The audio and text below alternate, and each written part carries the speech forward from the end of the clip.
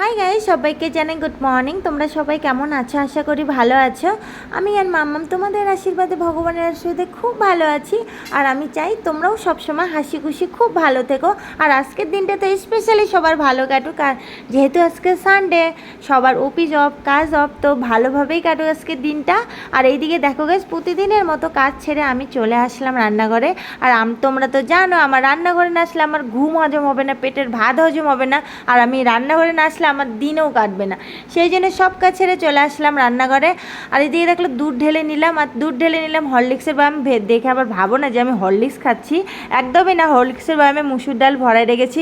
আমরা তো বাঙালি, তাই না গাইজ? হরলিক্সের বয়ামে মুসুর ডাল, শুকনো লঙ্কা ভরায় রাখবো না তো কী রাখবো বলো? কোনো জিনিস আমরা বেশ করবো না, তাই তো। আর এইদিকে দেখো ভাত বসায় দিয়েছি, এক গ্যাসে বানাচ্ছি চা। আর সকালবেলা তো আমার চা না হলে চলেই না, নাহলে একদম মাথা ব্যথা স্টার্ট হয়ে যাবে। আর তোমাদের কে কে আমার মতো চা না হলে চলে না, প্লিজ কমেন্টে বলে দিও। আর গাইস, আজকে আমাদের ঘরে স্পেশাল ব্রেকফাস্ট হলো ম্যাগি। ওইদিকে দেখো ম্যাগি বানানোর জন্য কড়াই উঠিয়ে দিয়ে এখানে জল ভরছি বোতলে, ফ্রিজে রাখবো। আর তোমরা কে কে আজকে কী কী ব্রেকফাস্ট করলে প্লিজ কমেন্টে বলে দিও। এদিকে দেখো আমি ম্যাগি বানাচ্ছি। আর আজকের মর্নিং ভিডিওটা গাইস এখানেই অ্যান্ড করলাম। তো বাবাই গাইস, লাভ ইউ। সবাই ভালো থাকবে, সুস্থ থাকবে।